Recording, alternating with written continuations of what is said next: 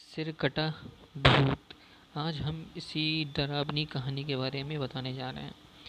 मैंग एक multinational company में branch manager की जॉब करता था। एक दिन मैंग को ऑफिस से घर जाने के लिए लेट हो गया था। सर्दी की मौसम होने के कारण रात भी जल्दी हो गई थी। ठंड भी बहुत शुरू हो चुकी थी। रास्ते में चलते चलते मैंग को अचानक एक आवाज़ सुनाई दी। उसने कहा कि रुक जाओ।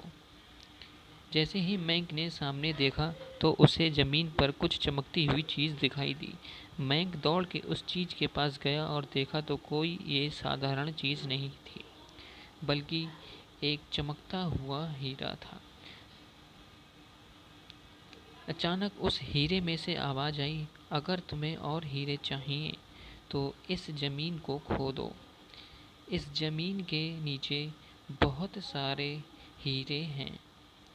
करीबन 2 फीट खोद काम करने के बाद अचानक मैंग डर के मारे चिल्लाने लगा।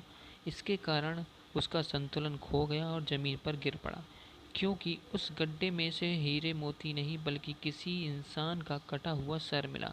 अचानक वह सर हवा में उड़ने लगा और बोला, डरो मत, मैं तुम्हें कोई हानि नहीं पहुंचाऊंगा।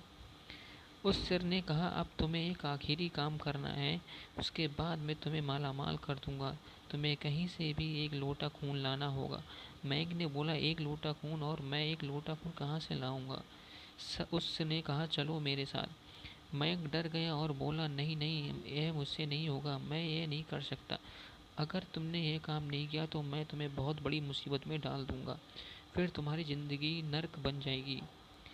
उस अघोरी बाबा ने तो जब तुम उस आदमी को मारकर उसका खून ले जा रहे थे, तभी मैंने देख लिया था और समझ गया था कि कुछ तो बुरा होने वाला है।